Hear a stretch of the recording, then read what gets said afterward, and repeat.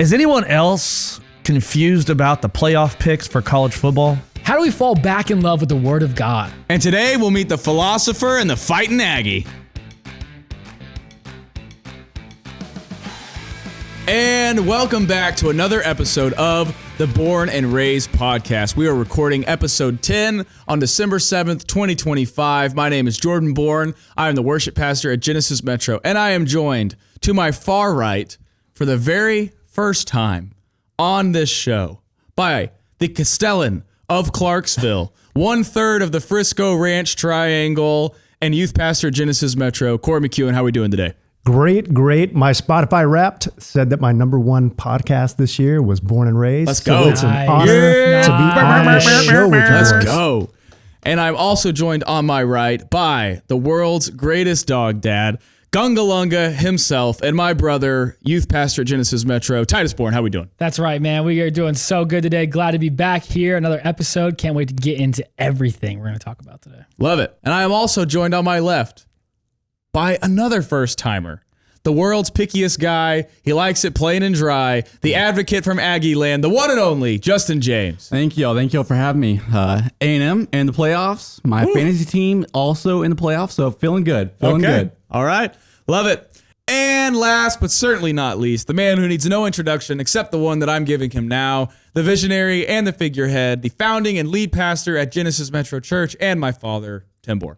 Hey guys, welcome to another episode. We're going to be talking some college football, how Justin and Korey joined the church family that is our staff. So we are glad to bring this to you, and we thank you so much for tuning in to another episode. Yes, we have held off as long as we can for some legit sports talk, but today is the day. Just yesterday, the college football playoff final rankings were announced, and we are going to run through those and give some of our thoughts and takeaways. So we'll just start at the top and work our way down. Number one was Indiana. The Hoosiers took down Ohio State in a very, very dramatic conference championship game. So Ohio State is bumped down to 2. Then we have Georgia, the SEC champions, in 3. They will get a bye as well. And the last team to get a bye is going to be the Texas Tech Red Raiders. Wreck 'em. At number 4. Then we have our first round playoff matchups with number 5, Oregon, facing number 12, JMU. We've got number 6, Ole Miss, going up against number 11, Tulane, rematch from earlier this season. Number 7, A&M, hitting up Miami, number 10. And then we have number 8, Oklahoma. Boomer! Sooner! Boomer! Sooner! Hosting the Crimson Tide at number 9. So, man, I don't know where we want to start. I know the headline is who made it and didn't make it, but we'll just start here. I think we want to give our audience kind of a baseline of where we're coming from. Let's go through affiliations, where loyalties lie on this panel, and then we'll dive into some of these rankings. So if you are new listening to this, and we haven't gotten to mention it before, the Bourne family, we're pretty strong. Sooner born, sooner bred. When I die, I'll be sooner dead. That's right. Come on, baby. Put me in a crimson and cream casket. And we are also very big fans of John Mateer over here. Johnny Football, let's go, number 10. Yes, he has graced through the halls of Genesis Metro Church many a time, so we are always cheering for him. I believe, Justin, you have pretty strong college rooting, do you not? Yeah, I mean, if it's not obvious already, went to A&M, and so been following them for quite a while now and following this team. Watched every game as much as I can. If I'm out doing something while they're playing, I'll make sure I got it recorded, and as soon as I get back home, I tell the wife, hey, can you take care of the kids? I got a game to watch. So, What sports besides football do you follow in Aggie Land? Oh, I follow them all. Right now, they're also in the volleyball playoffs. That's crazy. So they're a 3 seed in one of the regions. They have a big game coming up against Louisville. So I follow how's them Louisville all. looking this year in volleyball? Louisville's number 2 seed in that region, Oh so my they're gosh, dude. I'm proud of your dedication. Yes. So you'd say 1 to 10, it's like a level 10 passion? good. Oh, absolutely. Okay. All right, Korey, what are your college affiliations? My goodness, man. Growing up, it was Texas, just because greatest nation in the world. And then I went to a little bitty school, Stephen F. Austin. Lumberjack? got a master's. Chop that wood, boy. Axe 'em. Axe 'em. Oh, that's what y'all say? Axe 'em. Give 'em the axe, Big Jacks. Give 'em the axe. Oh, Axe, Big Yeah. Jacks. So You don't but know, you better ask somebody. They are actually turning it around this year. They survived the first round of the FCS Okay. college playoffs. So they're Nice. going on to play Montana State. Look at them go. Is that the one that North Dakota State always just runs? Yeah, but they got eliminated. That's right. First round. Big upset. Ooh, SFA on so- top. Man. All right. So loosely UT, we got a lot of Sooner fandom here and then diehard Aggie. So, in this playoff, we see a lot of discussion about the process and how they go about it. Up until just yesterday, Notre Dame's in this thing. Everyone's wondering how they can ignore the head-to-head between Notre Dame and Miami. And then all of a sudden at the 11th hour, Miami jumps. So guys, do we think they got this right with leaving Notre Dame out of the playoff? Yes. I would vote yes. I would say that Notre Dame has always been this prima donna, and I don't really know a Notre Dame fan, but I can kind of imagine I do. the type of person they are, and they're like a person that's special. They're like the person that gets the TSA pre-check, so they don't have to stand in line, And so whenever we think about Notre Dame not fighting in a conference and not playing a conference schedule, then they want to be the belle of the ball. No, come on. You get to go home, Cinderella. Well, how come they call it the Fighting Irish if you're not willing to fight in a conference? You know what I'm saying? Yeah. I do think it is a message from the committee to Notre Dame that until you have joined a conference, there's going to be Punishment? Consequences to that. And so As there should be. you see that here. We also see that we have 2 G5 schools in this year. Tulane and JMU. Love it. You do? Cinderella story. No. See, I think... Did you see the opening lines? Man, it's y'all bad. turned on me quick. I think it's like 17 and a half. And one's 21, I think. Yeah. Well, if the goal is to get the 12 best teams, I understand why they do it, but this is not the 12 best teams. No one would say Tulane and JMU deserve a spot over probably the next 5 that would be listed, but especially not Notre Dame, UT, Vanderbilt, a 2-loss Vanderbilt team from the Yeah, SEC. Vandy's pretty Well, herein lies the problem. And anybody that's been part of an organization that's a little larger will understand this. And Justin used to work in HR. Korey used to be in the school system. What happened is they created a system, and that system didn't account for this year becoming anomalous. And then we all want the best 12 teams. There's nobody in the country besides the fans and people that go to Tulane and James Madison that would want to see this matchup. Therefore, it was a lack of vision to me on the front end that allowed this precarious situation to occur. Yeah, I mean, I also forgot to mention BYU, but they're right there. Just close your eyes, if you will, and imagine that instead of Ole Miss Tulane, we're going to see Ole Miss BYU in this first round. I'd like to see BYU Vandy. Or Oregon and UT. Would love it. Yeah. Like you're robbing college football viewers the experience of these great first round games, the potential that we have there. And I think if we want G5 representation, there's no reason why we couldn't have a second playoff for G5 teams. Sure. It's not like there's any lack of TV revenue out there, any lack of networks who would love to have college football playoff games on there. So I think if we want to have something for those schools, then let's just grow the pie. Yeah, I agree. I mean, the second round of the playoffs is not until the end of the month. So they could set up a mini playoff bracket for these group of 5 teams to where they play every Saturday and they're playing each. So 3 weeks of the season that leads into that month. So maybe there's a fill-in in the bracket Okay. where they're getting a bye or somewhere. The Much winner like of the that round bracket, of 64 in the NCAA tournament now for the men's basketball. play-in, Yep. You Yeah. play in. I don't mind that at all. A play-in would be good. Balance things out. Yeah.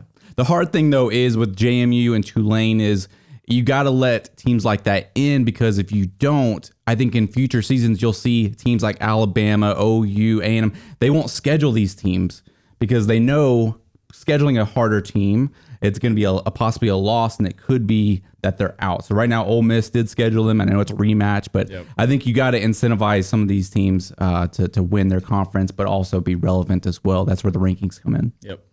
But you think that Oklahoma would ever not schedule James Madison as is a fear of losing? I think so. I think especially with SEC moving to a 9-game schedule next year, I think you'll start to see some of these teams like Texas, I think still has Ohio State on their schedule. If they can find a way to get out of that, I guarantee you Texas is doing what they can to get out of that non-conference game. I already heard that they don't want to play that game. Yeah. But I'm saying James Madison wouldn't be a hard game. I think scheduling, I think A&M probably thought the same thing a couple years ago when they had Appalachian State on their schedule too. So you just don't want to play. I think you can play maybe someone like Rice, Baylor. No, I'm kidding. Baylor. Sorry, my wife went to Baylor, so I got to throw Shout that out. in. But I mean, Ole Miss dig. without their head coach, without their leader, without their figurehead, they're just like susceptible to an upset. You can't punish them for that. No, I'm not saying they shouldn't be 6. I'm saying the chances of Tulane winning that game, I don't think are. No chance. No chance. No None? chance. No Dude, chance. they beat them by could go like out 40 there earlier without this year. any coaches And win. and win. Yep. I'm going to say Comfortably. 20%. 20% No, chance. I'll take that bet. I'll take those odds. I'll give you 5-1 odds on that. But I mean, what's the line? I'll It's look like it 22. 22. Well, they beat them by like 4 touchdowns earlier this year. Yikes. So that was the discussion while you're looking that up, Jordan. Also, TNT bid to get the subcontract for the TV broadcast of those 2 games. So do you think when they were bidding on these hundreds of millions of dollars contract, whatever it is, Right. that they thought they were going to get James Madison and Tulane as their first round playoff? That you think that's green what wave. they paid for? I got a soft spot for Tulane. No. All right, we're going to do a little pick 'em here for the first round. We got Alabama going to number 8, Oklahoma, and it's a 1.5 point favor to the Crimson Tide. Oof, terrible. So the away team is favored in this one. I got to say, as much as I want Oklahoma to come out of this thing on top, in my mind, I am fearful of this Alabama team. That's crazy. And if I had to pick, I'd probably pick Alabama. Good. Okay, go ahead, Tim. Yeah. Well, so we don't have to guess. We already know. John Mateer still recovering from a broken hand, and somehow was able to run the gauntlet of the SEC with literally one hand tied behind his back, His throwing hand. and yet still, while in recovery, was able to beat Alabama. And if you go back and watch that game, they had 3 turnovers and they could have had 6. And when they heated it, Simpson is his name? Simpson. Yep, Ty Simpson. When they heated him up, I mean, he was making bad decision after bad decision. He looked the exact same in the Georgia game. So I think we start to see a trend now that maybe some DCs have figured him out. And on the sideline at the end of the game, when it was the 4th down play, Brent Venables was seen on the sideline laughing, and he said, "We got him." Literally, he knew what they were got running chills. on Just got 4th down chills. and was laughing. Yep. When their season was on the line, it come down to this. So you're telling me that team's going to go into Oklahoma? All right, you convinced me. You're You going convinced to me. Oklahoma? and they're going to win? No. Johnny Football hangs up 27, and they only need 17. Boomer! Bang. So I'll join you there. I like Oklahoma now. Justin, go ahead. What's your Yeah, pick? I mean, I got to lead John as a senior in high school, so I have a close connection to him, and I will always cheer for him. But, no, I'm just kidding. There's no but. I'm going to cheer for John, so I'm going to pick Oklahoma in this one. All right. Titus, I you got right there? OU for sure. I think, like he said, Ty Simpson under pressure seems to give the ball up. I think our defense is top 3, maybe top 2 defense in college football right now. We'll live on that. And I think John's just going to get better and better. I think the more time on his side, the more that hand heals up. And I think there's a real chance we catch fire at just the right time and run this table. And we start with the dead bones of an elephant. The dead bones of an How do elephant. you eat an elephant? One bite at a time. One down at a time. 1 yard at a time. Give me Oklahoma. Pat McAfee? Korey, what do you got? My goodness. Probably like a broken record. I think Alabama peaked probably weeks 3 through 6. I think whatever Oklahoma did to Ty Simpson that first time around broke him. He hasn't looked the same since. And as the old saying goes, defense wins championships, and that Oklahoma defense is formidable. All right. Number 2, we have number 7, Texas A&M hosting number 10, Miami. Miami is going to be a 3.5-point underdog traveling into Kyle Field. I will say I have not seen personally a lot of Miami, but I do not believe in Carson Beck, not one bit. I think Kyle Field is going to be insane hosting a playoff game. I will say I wish this was a night game because they would just be even more over the top and rowdy, but I do not doubt their home field advantage at all in this one. I think Texas A&M is going to rout Miami. I think they're going to win by at least 10 points. Yeah. I mean, A&M, I would love it to be a night game. I agree. Unfortunately, it's 11 a.m. on Saturday, the 20th, but the largest crowd that Miami has seen this year, I looked it up, about 65,000. Okay. And there will be at least 100,000 fighting Texas Aggies screaming their tail off on a Saturday morning. So I like the Aggies in this. Obviously, points-wise, I don't know about 10, but give me a touchdown for sure. Okay. I'm going to say Marcel Reed is going to use his legs. Le'Veon Moss hopefully back, get the run game going, and we stop that defensive line in Miami, which is pretty tough. Dude, only Justin can drop a nugget like that attendance stat right there. Yeah, that's good, amazing. man. That's good. amazing. That That's man good. bleeds Aggie, crimson, whatever that color is. Yeah. And I agree with Justin on this. I think Carson Beck has been okay. I think you make the big transfer in the year and then, have a 2-loss season. I mean, your big wins are Notre Dame and who was their other win against? Florida State, Florida maybe? State, but then Florida State fell apart. They fell apart. So apart. I think you go into an environment like that, I don't know. Yep. I don't think they'll be able to handle it. Yep. Man. I want to do something here just to rile them up over there. Boy. Listen. A&M, man. I feel like if there was a team that matched the Cowboys in terms of expectations being built up and letting us down, I think Justin would you say that man, they always have, man, these big expectations going in then something takes place. Now, Miami lost to Louisville and SMU. Those are 2 losses. Those are bad losses. Yep. Those are bad losses. But man, going into Kyle Field on a Saturday night game, I think I'm giving it to A&M. But Saturday morning, dude, I'm going to take the U. Wow. Miami. Carson Beck, dude, he's thrown 74% completion rate this season. I like that. I like that level of execution. I think there's going to be an upset. I think it's going to be really close, though. I think it'll be tight. Wow. PT. Well, I'm going to say that I will always root for A&M because I'm a loyalty guy. And when I know that Justin, how many bites of the apple are you ever going to get as an Aggie? It's few. And so whenever you have this type of special season, you legitimately had a shot to win the SEC title. And then you looked kind of bad there in that last game. And so my opinion is, in watching a little bit of the Aggies this year, which is to say I probably watched 5 games and I watched the close games, the competitive games, is that sometimes they look like, is it Marcel Reed? Yep. Is that his name? He gets a little rattled and he gets a little erratic when he gets rattled. And I looked up the Miami defense and I think their overall defense was number 5. And so I think we might be, we might be in trouble, as if I was being honest with you. Ooh. Carson Beck is leading Marcel Reed in passing.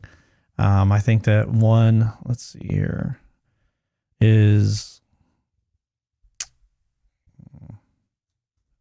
Beck is 19 and Marcel Reed is 27. So I think it's going to be a passing game. And I think that the U is going to have a little bit too much firepower. And if the Aggies turn the ball over, which he's a little guy, he's a little quarterback, I think he gets roughed up a little bit and maybe fumbles once. And I think that they have a chance to come back because every game that they've got down, they've fought back, and then they won some of them at the end. And I think that this time they come up one score short. I go 20-17 Hurricanes. Man. Justin, that's no all love to you, of course. Of course. After hearing that, I can't help think. I know I said 1 touchdown. I take it back. 2 touchdowns. Give me an A&M victory. 2 touchdowns. 2 touchdowns. Would you put money on that though? Nah. All right, and then for the sake of doing it, we got to pick Ole Miss and Tulane. Yeah. Yeah, Ole Miss. Yeah, and then we got Oregon and James Madison. Oregon. See, and if it's not even a discussion, we got to fix this. Yeah, We got to fix this. Yeah. Maybe next year we can take. Now, Ole Miss, Take some second notes. round, no Kiffin. It's going to be hard. So if Should we just Ole Miss and Oregon end up winning, Ole Miss will play Georgia, and that game will be I don't know where that one is, but Oregon would go to play Tech, and a lot of people were hoping that Tech would end up in the Cotton Bowl slot to be back in Dallas for that game, but I think that ended up being Ohio State that would be in that Cotton Bowl. Regardless, and then we'll see the winner of Oklahoma, Alabama play Indiana. So even if Oklahoma makes it past Alabama, that'd be a tough one there. It'd be a tough one. It's just like our season, though. We got the hardest regular season, arguably, and then we got the hardest college football bracket. But Justin, I wanted to hear your take on how you think A&M has a chance to run the gamut here. We have Miami. You said you feel pretty good about that. Then they would play Ohio State. Yeah. Neutral field. Yeah. Well, I mean, I like our chances obviously at home against Miami. When you got Ohio State in the second round, yeah, that's obviously a tough competition. That's actually the odds-on favorite to be a national champion. But what I do like is Ryan Day on the other sideline as an Aggie, because I don't think he's as clutch, even though they did win the national championship last year. I don't think he's as clutch as a coach in these big games. Whoa, Plus, didn't he just beat Michigan? yeah, Michigan this year, who's not as good. Didn't. Ooh, disrespect. Yeah, I don't think OU beat them too. I don't think they were Right. as good as they were. They didn't have a good year last year and they lost. But didn't they win against everybody else the rest of the season? last year, yes. They, No, this year. Like, this they year had 2 losses Yeah, all but going who- into who'd the they Ohio beat? State game. Who'd they beat? Okay. Yeah. They lost the big game that they had against Indiana. So I think when it comes to stats, I think they said like if it's a 3-point game or less, he has a losing record. So keep it tight. I like our chances. And then going on, I think we have a tough stretch. Wait. 'cause then it'll be- I gotta interject here. Yeah. You think the Aggies will beat Ohio State? I do. way, I man. do. Like I said, Ohio State is the favorite. I think they will be caught looking ahead at that matchup against Georgia. Wow. I think they're going to be taking that. They're probably already prepping for Georgia. What do you think the line will be opening up? that I game? think On a neutral field, Ohio State. Yeah, so 2.5. 2.5. 4.5, 5-point favorite. 2.5. That's what I think. I think it'll be. Depends on. I mean, obviously, if we beat Miami, 6.5. if we beat Miami handedly, I think that opens a lot of eyes, and I think that they start to see the A&M team that's played the rest of the year. So, Yeah. Do we need to? This is why I love Justin, because he can present this in such a way that he has so much confidence. You're like, I can believe you. And then I think we'll get to the actual happenstance of this and be like, man, this guy was so off. He was so off. it's true, but look, I can be humble and like Titus referenced being a Cowboys fan as well. I know what I've experienced. I know what I've lived through. I know that the hope is limited. But I will say I feel really good about this team. I think Mike Elko has done a tremendous job.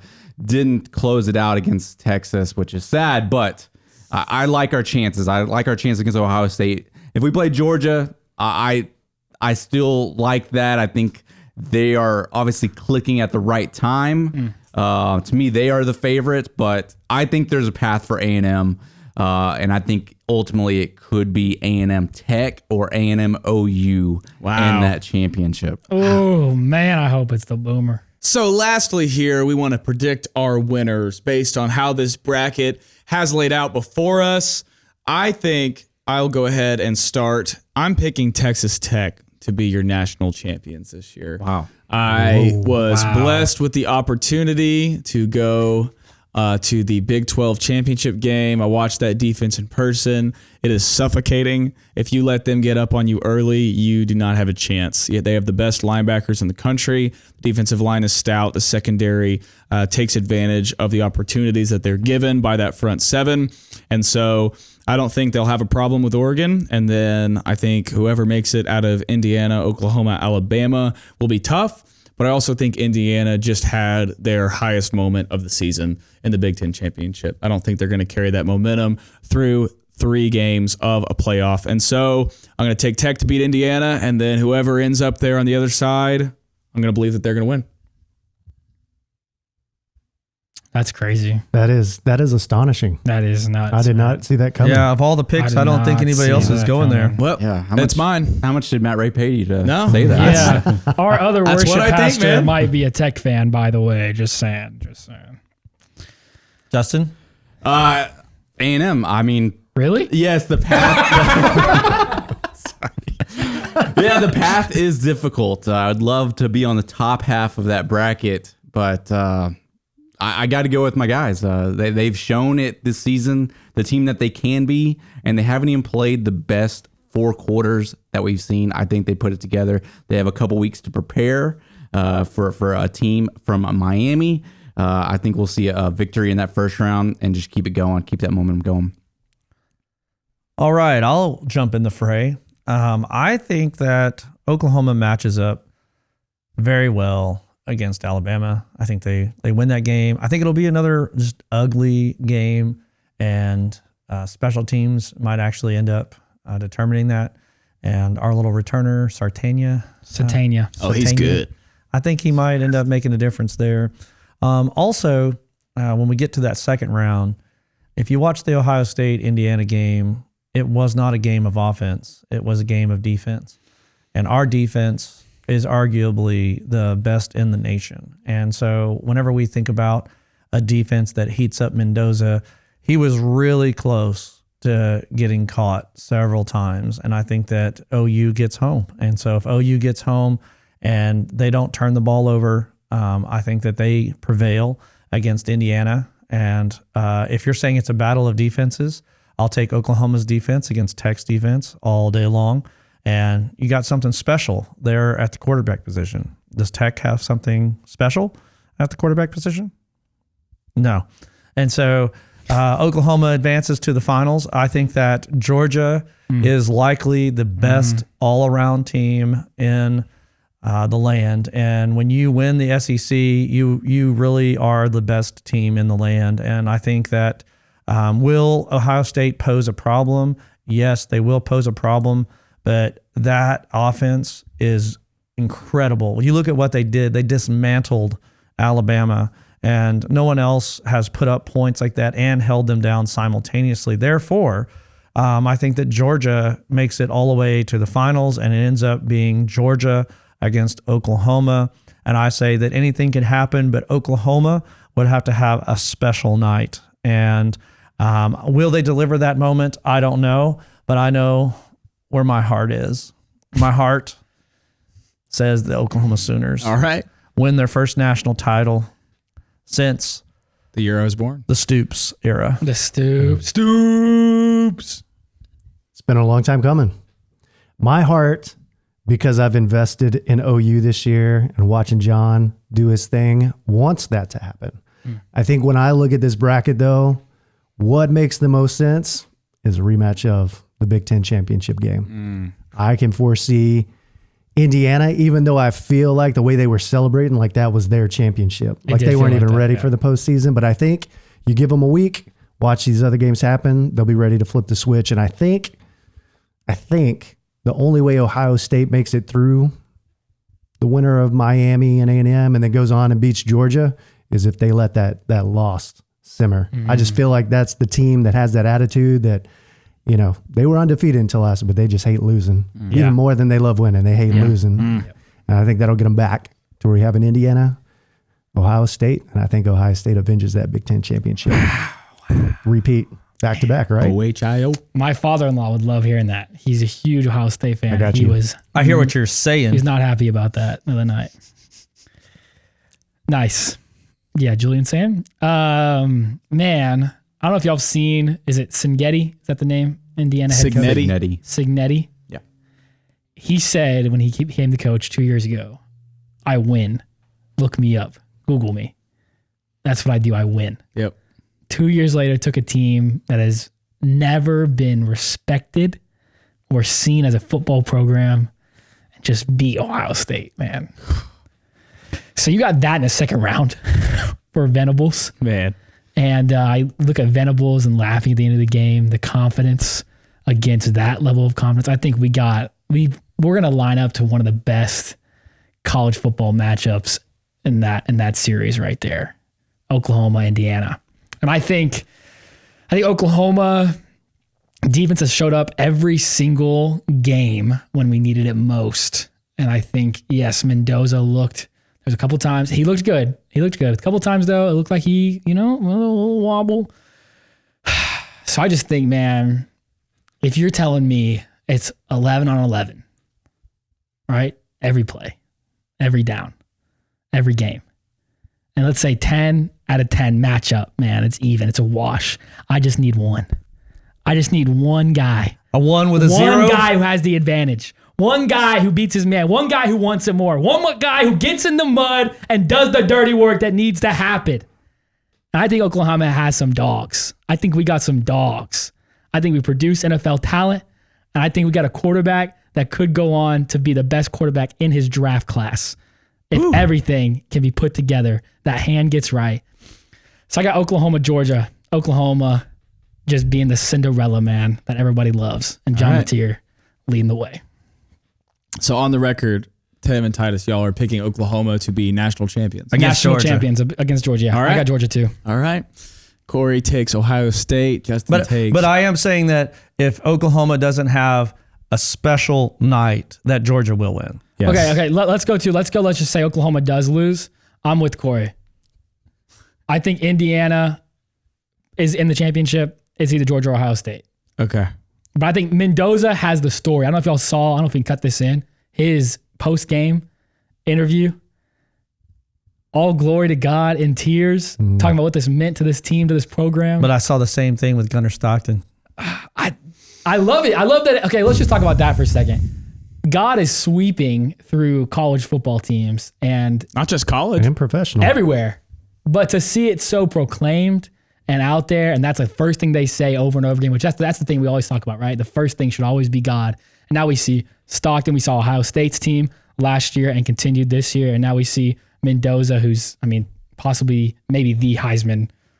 Oh, I think so. Yeah. I think so. Number one draft pick. And then to see- Travis Hunter a few weeks ago he got publicized how baptized. he got baptized the Sunday before a game. And then just yesterday, who was it? Bucky Irving. Bucky Irving got baptized. CJ Really? Stroud, Let it be right after known. the game, when they interviewed him last night after beating Kansas City and ending their playoff hopes. Oh, there's a groundswell out there. No And doubt how about it. amazing is that? Now we can watch football and watch these guys proclaim the name. Man, that's awesome. I That's saw a both guy during one of the halftime shows. He did the Dr. Pepper football throws. Yeah. And at the end of He it, did. He did. He barely beat Couldn't the be here girl. without God. he beat the girl. Both championship games, guy beat the girl. Yeah.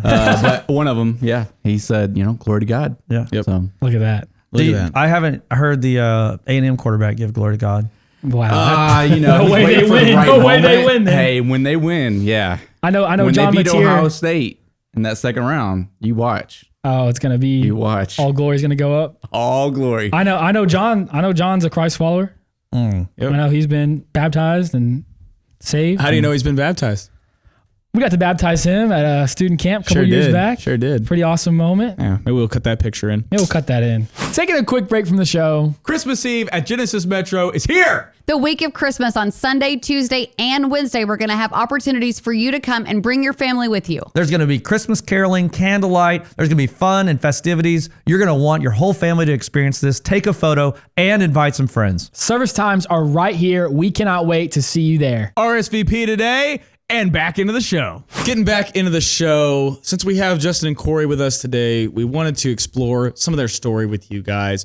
Both of these dudes found Genesis Metro some time ago in their lives, and I know when you look back on that time compared with today, a lot of things probably look different in your lives, and so I won't spoil the details. But Justin, how did you guys arrive at Genesis Metro, and walk me through the last few years? Yeah, so I grew up in the church. My parents raised both my sister and I in the church. We come from a Baptist background, but my parents, we did a lot of traveling for sports. We moved from church to church at times, and I never really got connected. And when I met my wife, she was really involved with church. Community was a big part for her. So for our marriage, it really started with that. We needed to find a church that we can build community in. We found one that was close by. It was a really big church. They had great worship, great messaging, but we had a hard time really finding community. And so we started looking around at maybe some other options, and we went to have dinner with my friends and one of his parents. And so when we saw them, they were talking about, we were talking about how we were church hopping, and we were looking around. They said, "Oh, well, where are y'all living right now?" And we were living in Carrollton at the time, and said, "Oh, that's not too far from a church that Pastor Tim and Carey that they pastor." And so we're like, okay, well, where's this at? They said Frisco. We're like, okay, that's not too far. And so actually, Pastor Carey had babysat one of my best friends and him and his brother when they were little. And so that's the connection there. So they gave us that reference. We checked it out. And on our first Sunday back in January 2015, we checked it out, enjoyed the worship, enjoyed the messaging. I think like halfway through or maybe at the end of it, we had a couple that was behind us, and they're like, "Hey, y'all look new here." And I don't remember if we had one of those brown bags kind of indicating that we were those people, or maybe we just looked like we were lost. But they tapped us on the shoulder and said, "Look, y'all look new. We'd love to have y'all at Life Group. We have it tonight. Y'all should come."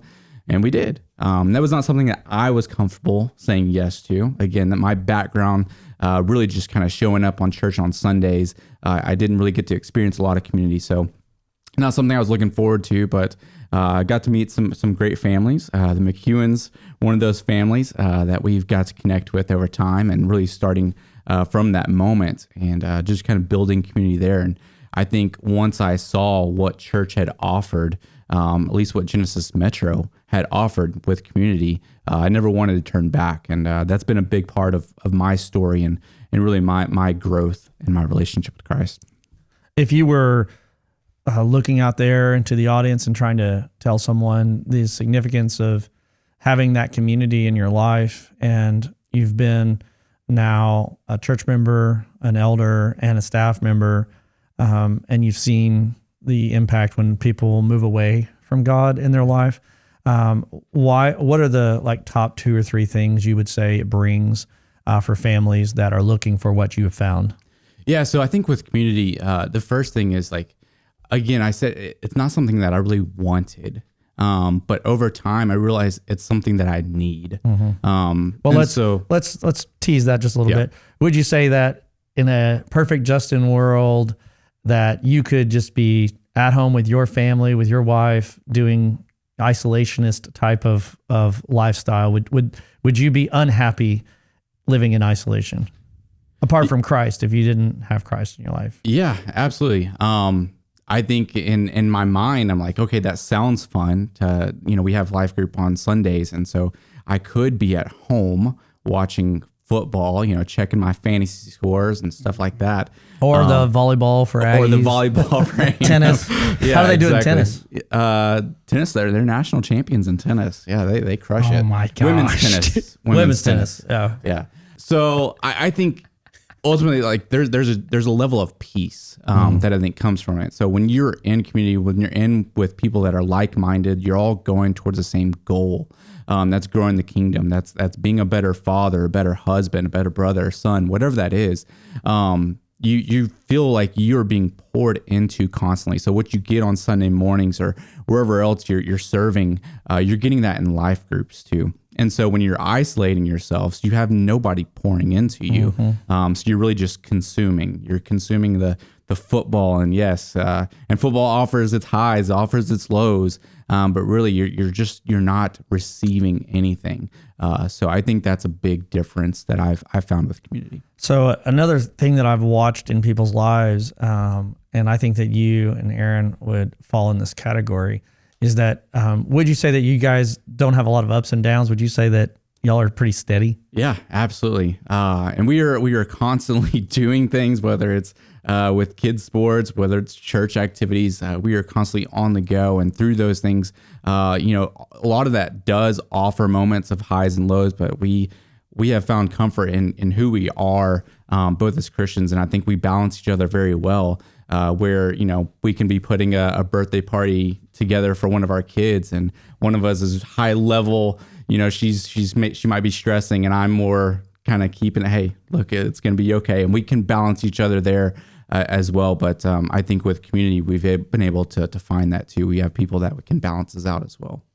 Well, I was kind of going a little bit different direction, but I think that answered a different question too. What I was going to ask is, though, I've seen a lot of guys that because you guys don't have a lot of deficits and you don't have a lot of baggage that you brought into the relationship because both of you have lived relatively pure Christian lives. You could easily say, because we're good, we don't need these extra things. And then I think about the other people that you've got to pour into.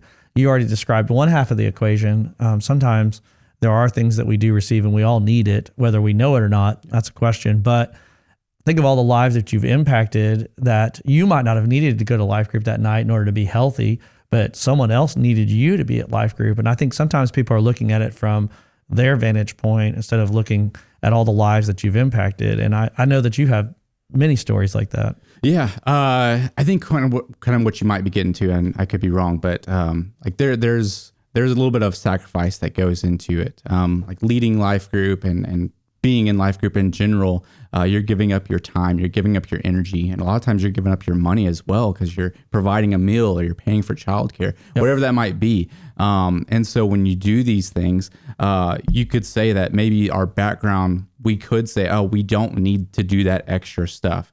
But the reality is we feel like we are more fulfilled in doing so. And the stories that we do see from people, when we do baptisms and we have 50 plus people getting baptized on a Sunday morning, and we can look at families impacted by that.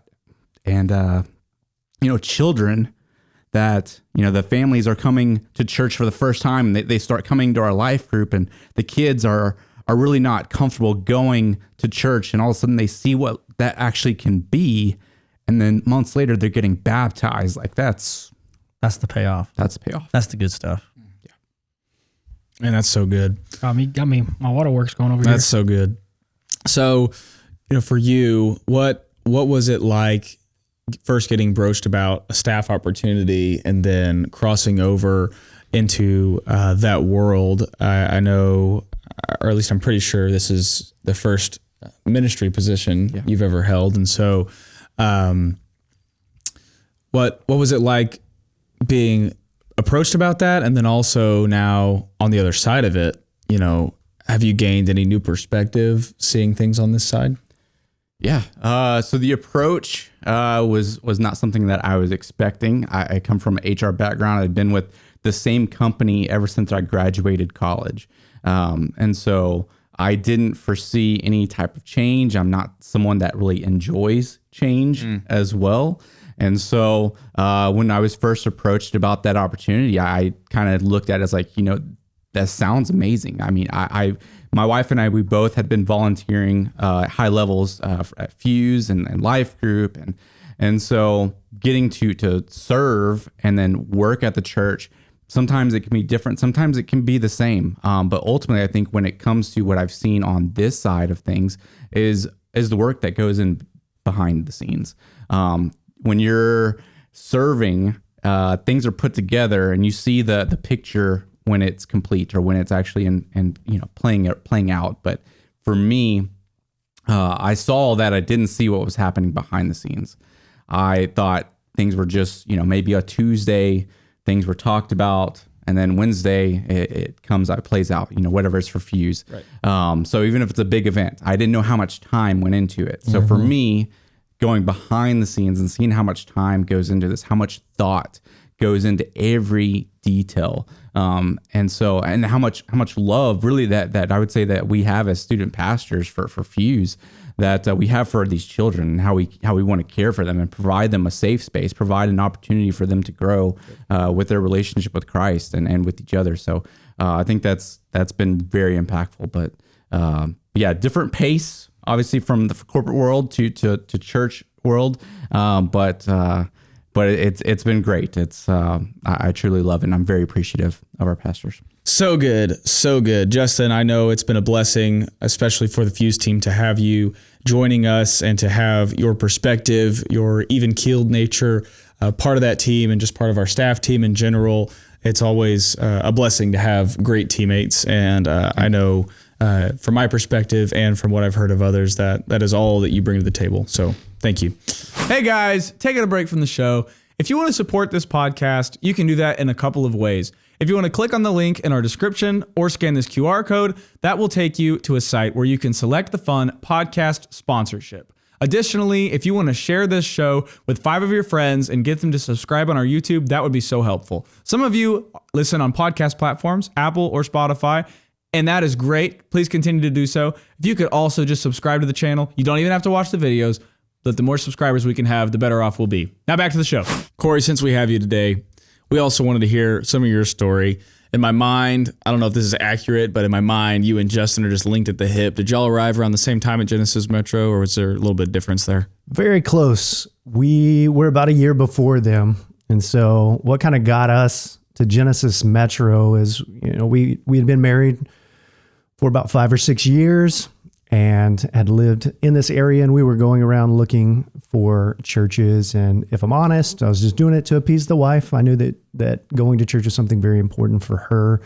And I had, had some issues with the church in the past, and I wasn't too interested. And so we just kept going around. And then in 2012, we welcomed our first daughter into this world, and it hit me like a ton of bricks. And I remember in those few days that you stay in the hospital afterwards, I wandered into a chapel, and I just had a good long time with God, just coming to some reconciliation there and making the decision that the way I had been living wasn't going to affect my family. And so fast forward a year, we built a house up here and started looking for churches on a serious level. And I'd Googled because I didn't want to be at too big of a church and not too small of a church. And lo and behold, one of the top hits on Google was Genesis Metro. And I was like, where is this place, man? It's back in this industrial park back here. That's right. OG days. Yeah, OG days. And we showed up, and it was the experience we needed. With a newborn, they were, very nice to my wife and allowing her to experience that as a first-time mom, first-time guest coming into the building. And that allowed me to sit in that service by myself, which is probably what was best.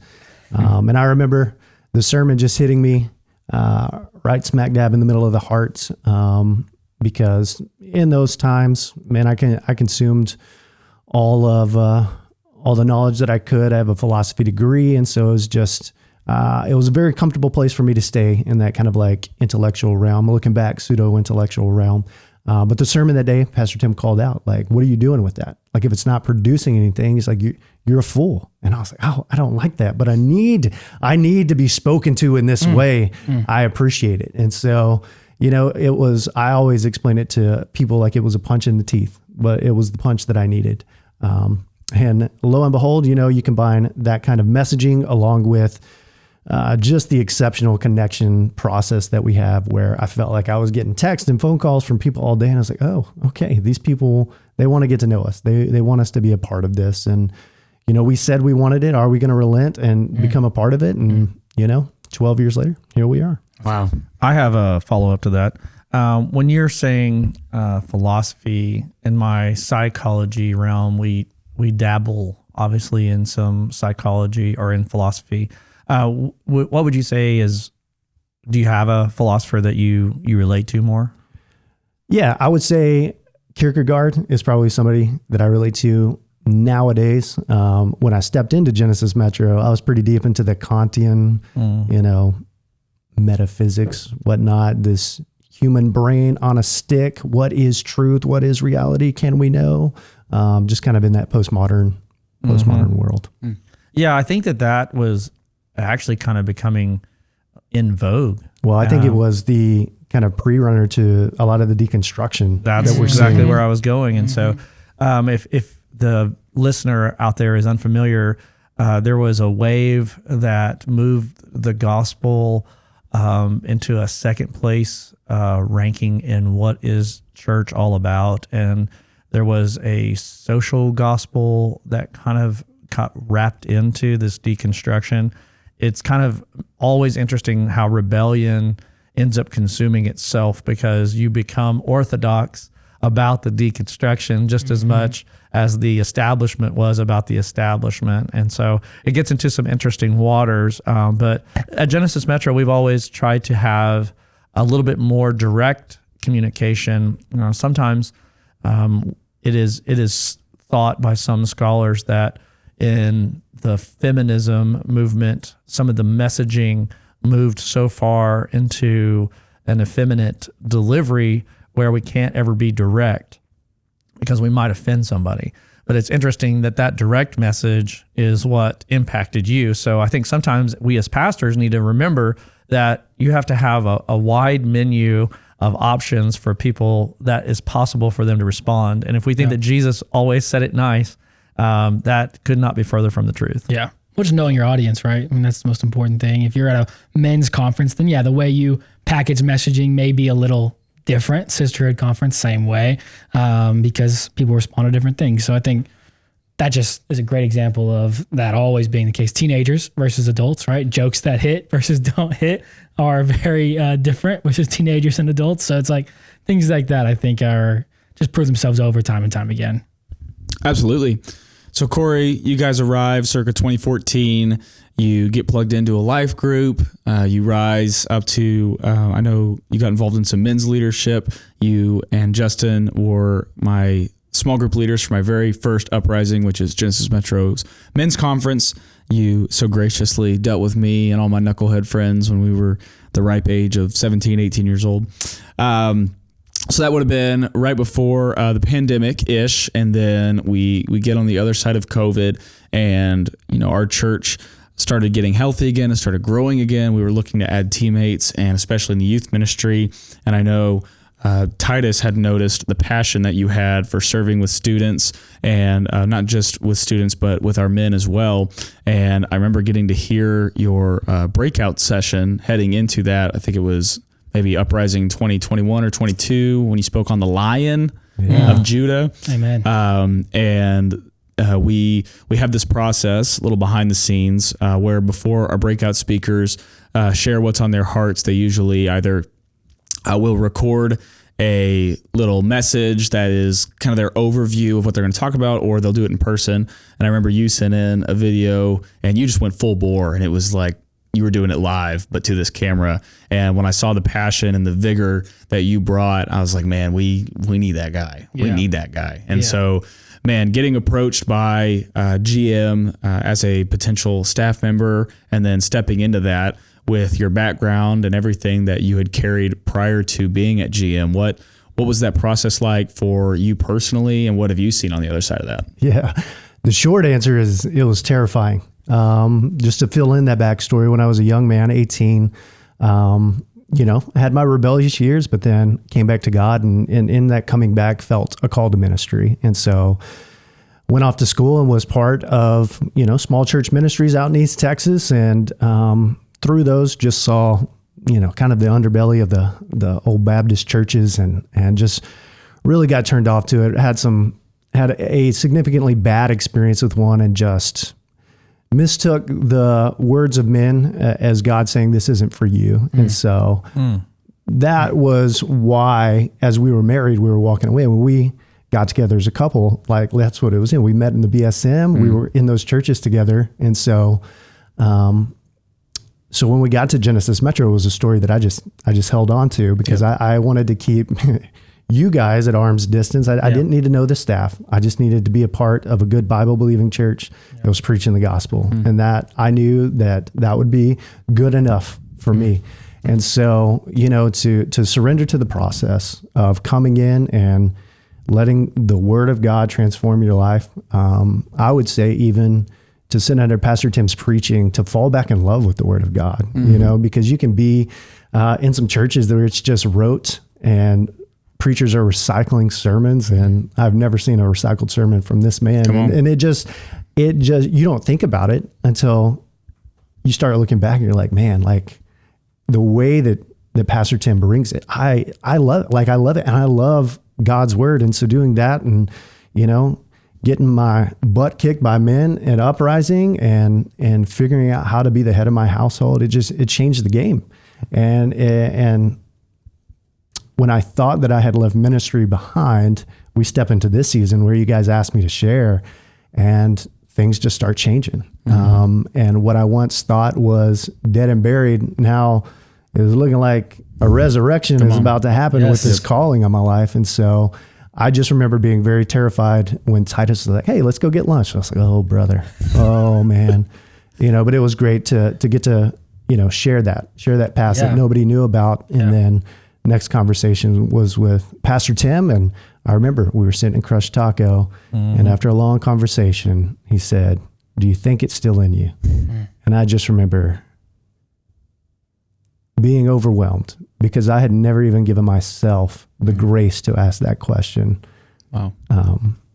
But then he did. And I think just driving home, I knew like if the next step was to put down this career in education and make the transition we were going to do it. We were going to do it just to see if the answer to that question of if it's still there is yes or no. And so I remember saying something along the lines of some dreams don't have to die. Yeah.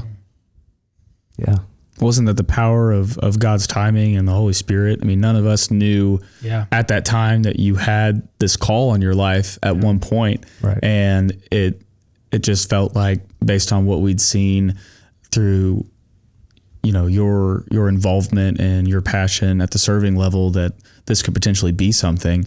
And then to find out that was there, it's like, that's divine. To me, that's a divine hand that's writing that story. It's almost like we did see it. We just didn't know that he saw it too and had it at one point. Like we saw although you wanted to just be, a part of this church, is something obviously kept tugging you along. And now you're leading at Uprising. Now you're leading in Fuse and now you're captain in Fuse. I think he even spoke advising. one time at Fuse before this happened, at least. Winter Conference. Spoke at Winter Conference. Yeah. That was the moment for me where I was, 18, 19, stepping in to help lead Fuse and getting to know all these adults who are now, a part of this team with us. And I remember when he spoke at Winter Conference, that's when I was like, dude, there's something here. And I think you look at that pattern that there was something in him, something in you that was trying to be hidden, but it couldn't help but be exposed after time went on and the more obedient you became. And then it was time. When it was time, it was time. And I think we sat down at 54th Street that day and got to talk through all that. I knew, man, there is definitely something here. And so now, 4 years in together? Almost. Has it been that long already? 3.5. Almost 4 years. It's been a long 3.5 years, guys. It has. I know that Korey and I have experienced Fuse on so many different levels now. And to grow it with you, man, has been awesome. It's been a pleasure. So it's been pretty cool. Man, no, the pleasure's all mine. When I think back to it, right, it's this process of just surrendering to God. I think it started for us in 2016. We had a sermon series called Not a Consumer. It was like, somebody has to put out this chair. Like, are you going to consume that? Or are you going to be part of this? Are you going to stop sitting in the stands, standing on the sideline? Or are you going to get in the game? And I know for both us and the Jameses, that was the factor for us to get involved in serving. And so it's like, okay, we can give our time, we can give our energy, right? And then we did financial peace. And it was like tithing is like, this is something we want to do. We want to surrender not only our time and our energy, but our money as well. And when we surrendered to the process, it was nothing but blessings on the other side. Not without hardships, but always with blessings. And so then we get to the point where it's like, okay, now it's your livelihood. And you're just like, oh gosh, God, are you sure? It's like, yes, you made it very clear through this local church that this is here in front of us. How can we say no? Man. How can we say no? Man, amazing. And from now in that 3.5 years, and I know Justin has been here for roughly the last year and change as well. Yeah. Yep. So, as a small part in that machine that is Fuse, I've seen that ministry grow from where we were at our old building to now 3-4x. I mean, it's... Yeah, coming out of COVID, we were about 50, 75 kids. So, I mean, and what are we looking at on average Wednesday right now? 450. Anywhere between 450 to 500 on a Wednesday night. And so, And can I just say, not just a crowd coming, but the culture of worship that has been created and maintained and stoked. I believe we are going to wake up, 20 years from now, and whoever is on staff at Genesis Metro and other churches in Texas and the surrounding areas, I think that they will have found some fire here at Genesis Metro that they can take with them wherever they go in life. Yep. And it's not just like a number that's awesome to say 450, 500 people, but that's 450 potential families that are represented out there. And, we have these songs that we sing and the students love them. And I always feel like when we have lines that are about the family, the students are singing that with even more passion. There's this song we sing called I Speak Jesus. There's a line that says, Jesus for my family. Some of these kids, when they're out there, they're literally the only one in their household that is speaking the name of Jesus into their family. And while it's sad that that's the situation they're in, it's inspiring to see that also translate onto Sundays. If you walk into a service at Genesis Metro and you look from where you're sitting to the right side of the room, especially in that second service, you'll see students leading our congregation in worship. And man, it's incredible to see that no matter what hand they've been dealt, our students seem to be willing to take on the task of spreading the gospel in their household and beyond. And so, for y'all to have a front row and to be the tip of the spear leading that charge, man, that is amazing. And what y'all are doing is literally God's work at our church. And, I just want to say I'm proud of you guys. It's awesome. Man, it's a privilege, man. It is. I don't know how much time we have today, but I think it really does all start with how we are, how the team is. I think once we all got on the same page about what this can be, and we had to believe that this could be something amazing in the youth. And once I think we kind of got on the same page of what we want to do and what we can do, everything else fell into place. So I think part of it is, yes, this huge culture shift, but it's just belief in the kids, belief that they can be leaders, belief that they can respond to challenging preaching that they don't hear ever, and not be afraid of if that offends someone or if that doesn't agree with their truth or whatever it is. But I think when we believed in those kids that they could respond to this gospel and not just receive it, but spread it, I think that's when we saw, everything, culture and everything just sprout. So it's been a journey, and we're just getting started. That's what we always say. Just getting started, that's man. What we always say. And that's to add on to what you were saying. There's a lot of times where you're sharing just kind of these statistics, and people are like, "What?" And it's like, "Yeah, how do you do it?" And like the short answer is, I don't know, man. I think sometimes God just wants to bless a community, and I think for some reason he chose us, and I think for us on our end. We can say, why us, God? Why us, God? But like one of our mantras is, why not? Like if you want to choose us, God, if you want to choose us to bear the burden of a 450 student ministry, we will gladly bear it. Just lead it and we'll follow as best we can. Yeah. And like Titus said, the stories of all these students and their families, man, worth it every single time. Yeah. Love it. Love that we got to dive into a little bit of Fuse on this week's episode. Before we part today, any closing thoughts for us, PT? Yeah, I think that one of the things that we get to see here today is that I think a lot of dudes somehow think that church is kind of like a woman's sport, I guess. And I think that Justin and Korey were just some dudes that were in our church, but they found a culture that tells men that when we challenge them to take a step and to move forward, and not everybody can be a pastor, but everybody can step up and lead their family so that they are the spiritual example in their house.